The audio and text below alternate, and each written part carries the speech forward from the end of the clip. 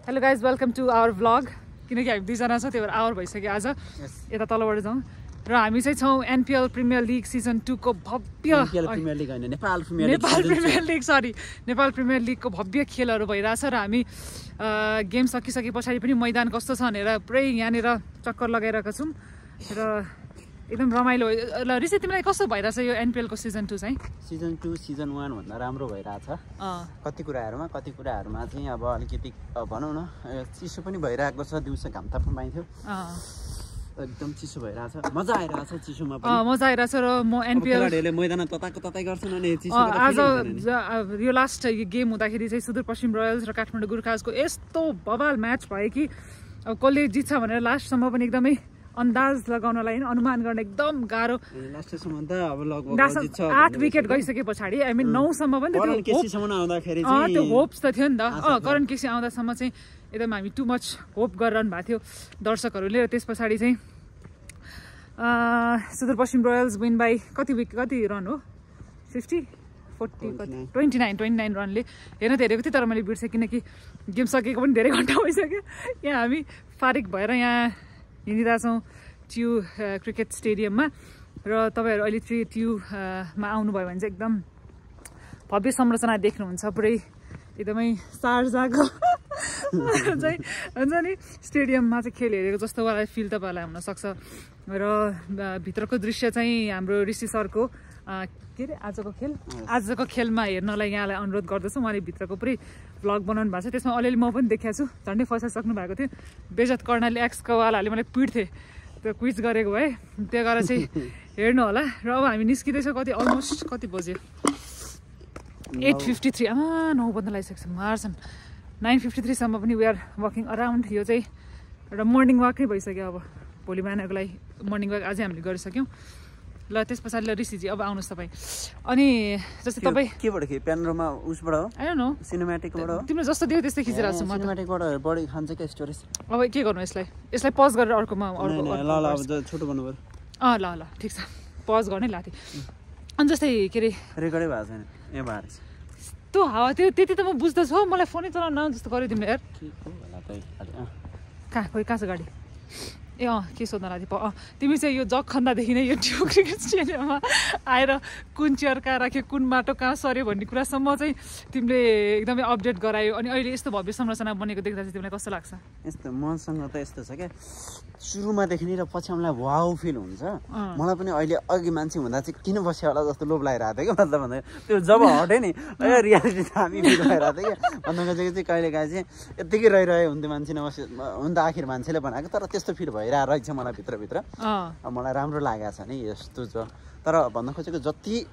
step by step काम हुँदै जाँदा जस्तो हाम्रो उमेर बित्दै जाँदाखेरि हामी नाबालकबाट एकैचोटि ठुलो देख्दा यत्रो भइसक्यो भन्ने हुन्छ नि यो पनि कता त्यहाँबाट त्यो देख्दै आएको भएर त्यस्तो वाउ चाहिँ छैन तर पनि कता प्राउड फिल पनि हुन्छ जग्दै अनि हाम्रो ऋषिजीको बारेमा म थोरै इन्ट्रोडक्सन दिइहालौँ आजको खेल चाहिँ उहाँको युट्युब च्यानल छ हामी सोसियल मिडियामा पनि उहाँ हुनुहुन्छ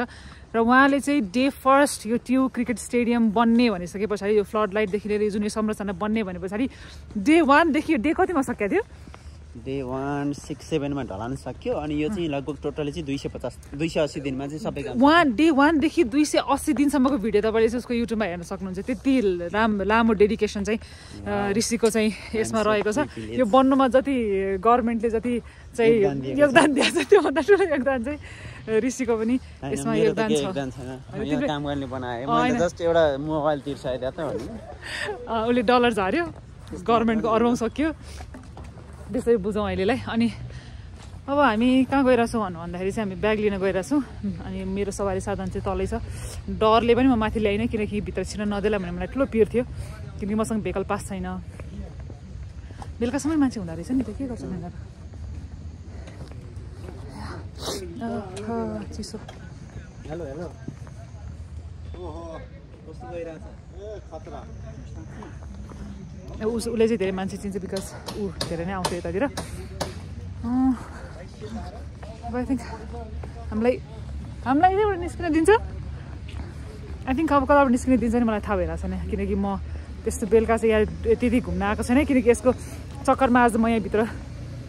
2 घन्टादेखि म यहाँ बसिरहेको छु जस्ट वाकिङ अराउन्ड है केही छैन यो एक राउन्ड घुम्न आउँ भनेर घुम्न गएँ तर एटलिस्ट देखेँ कस्तो छ भनेर र अहिले चाहिँ एकदमै गेम एनपिएल सिजन 2 को भव्य गेमहरू भइरहँदाखेरि चाहिँ तपाईँहरू पनि स्टेडियमसम्म आएर चाहिँ हेर्न सक्नुहुन्छ र यो 27 गतेसम्म चाहिँ यो नेपाल प्रिमियर लिगको सिजन 2 टियु क्रिकेट स्टेडियममा एकदमै भव्यताका साथ हुन गइरहेको छ र फ्लड लाइटले यति धेरै राम्रो देखिन्छ सुरुमा सिजन फर्स्ट गेम हेर्न आउँदा चाहिँ बाफ्रे के हेर्न आयो होला यस्तो न प्लेयर चिनिन्छ न बल देखिन्छ न कहाँ चौका गयो कहाँ छक्का गयो केही देखिँदैन थियो अहिले चाहिँ फ्लड लाइटमा चाहिँ एकदम क्लियर देखिँदो रहेछ त्यो चाहिँ मैले पनि नयाँ एक्सपिरियन्स गर्न पाएँ र त्यसले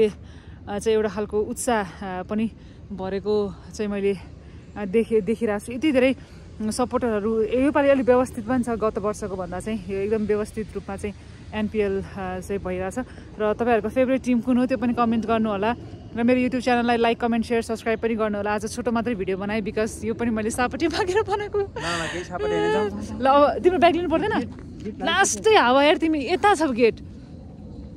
अब यसले मलाई 1 घन्टा जति भइसक्यो म ब्याग लिन जान्छु भनेर मलाई भित्र बाहिर डुलाइ गरास मेरो खुट्टा दुखिसक्यो तर उसले ब्याग अहिलेसम्म लिएको छैन अब हामी यहाँ राति 9 बजीसम्म टियु क्रिकेट स्टेडियममा सबैजना गइसक्यो प्लेयर गइसक्यो यहाँनिर टिम मेम्बर गइसक्यो सबै गइसक्यो अब हामी यहाँ बेलुका त यो म्यानेजमेन्ट गर्ने हुन्छ नि त्यो स्टेडियम म्यानेजमेन्ट गर्नेहरूसँग मात्रै हामी बाँकी छौँ होला ल त्यति मात्रै हामी बाँकी भएर चाहिँ हामी यहाँबाट निस्किरहेको छौँ र दिस मच फर नाउ र तपाईँहरूले मेरो युट्युब च्यानललाई सब्सक्राइब गर्नुभएको छैन भने चाहिँ please do like comment share and subscribe to my YouTube channel this is just for a memory यो चाहिँ मेमोरीको लागि पनि हो भोलिपर्सि एकदम बुढेसकालमा चाहिँ के गराएको थिएँ भनेर हेर्नलाई चाहिँ एउटा आर्काइभ होस् भनेर पनि मैले भिडियो चाहिँ बनाउँछु खासै त्यति राम्रो त बनाउँदिनँ तर त्यो चाहिँ यसो आफ्नो लागि पनि मेमोरी होस् भनेर चाहिँ बनाउँछु अब चाहिँ म राम्रो देखियो होला खासमा यत्रो मेकअप म गर्दिनँ थिएँ रिपोर्टर्स पिक गरेको भएर यो मेकअप सेकअप गरेर आयो अहिले त्यही भएर यस्तो अलिक ब्राइट ओहो अब क्रिकेटहरूलाई पनि के यत्रो मेकअप गरेर गएको भनेर सोच्नु भएको छ भने चाहिँ त्यो क्रिकेटहरूलाई चाहिँ मेकअप गरेको होइन खासमा मेरो स्टुडियोमा एउटा रिपोर्टर स्पिक रेकर्ड गर्नुपर्ने भएर रेकर्ड गरेको थिएँ र त्यस पछाडि चाहिँ यत्तिकै कुदेर फर्स्ट इनिङ्स सकिसकेको थियो सेकेन्ड इनिङ्समा चाहिँ कुदेर आएको भएर चाहिँ I am looking like this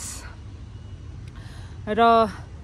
please do like comment share and subscribe to my YouTube channel अब चाहिँ म गएँ र सी यु नेक्स्ट भिडियो